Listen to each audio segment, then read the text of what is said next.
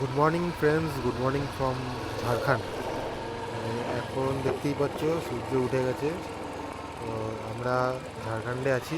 এখান থেকে আর প্রায় 50 কিলোমিটার তো বাকি দেওঘর। তো এখন ঘড়িতে বাজে সকাল 6টা। আমরা কাল রাতে বেরিয়েছিলাম রাত 10টার সময়। তো তোমরা বুঝতেই পারছো কতটা রিল্যাক্সেশনে আসছি। এখনও প্রায় 1.5 ঘন্টা মতো লাগবে যেতে, 1 থেকে 1.5 ঘন্টা লাগবে। তো রাস্তা সরু রাস্তা, তো সেইভাবে তো চালানো যাবে না জোরে। তো হিসাব মতো 7-8 7 সাড়ে 7 ঘন্টায় কলকাতা টু দেওঘর চলে আসা যায়, যদি না একটা ভালো স্পিড মেনটেন করা যায়। তো আমাদের কাছে প্রচুর টাইম আছে, তাই আমরা রিল্যাক্সেশনেই আসছিলাম, সারা রাস্তা মজা করতে করতেই এসেছি।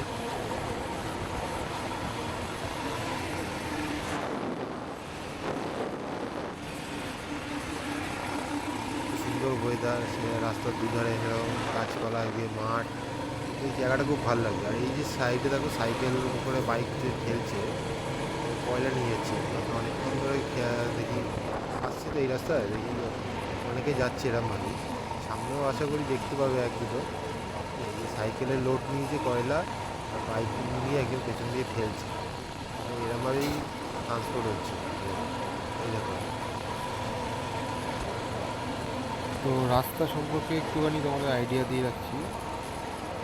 কলকাতা দিল্লি হাইওয়ে থেকে যখন আমরা এক্সিট নিয়ে এই যে ঝাড়খণ্ডে ঢোকার জন্য যে রাস্তায় এন্ট্রি নিই, আপ টু ওখান থেকে আপ টু রূপনারায়ণপুর অবধি 10-12 কিলোমিটার মতো রাস্তা কন্ডিশন খারাপ আছে।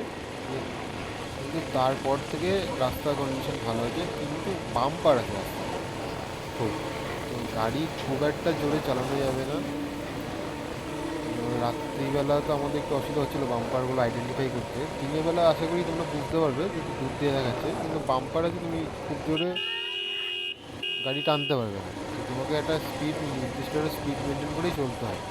কিন্তু রাস্তার কন্ডিশন ভালো, স্মুথ আছে, যেতে পারে। এখনও পর্যন্ত আমরা যতটা এসেছি রাস্তা ভালো পেয়েছি, শুধু বাম্পার স্পিড ব্রেকার বাদ দিয়ে। যদি মাঝের ওই 10-12 কিলোমিটার বাদ দিই, তাহলে ওভারঅল কলকাতা টু এখনও পর্যন্ত রাস্তা খুব ভালো আছে। মাঝে ওই রাস্তাটা শুধু একটু খারাপ ছিল। এখান থেকে আমরা নিয়ে নেবো বাদিক।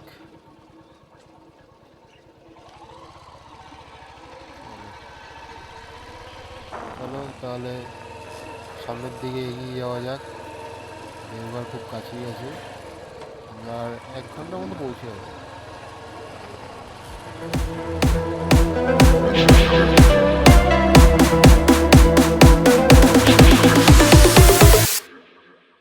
Township.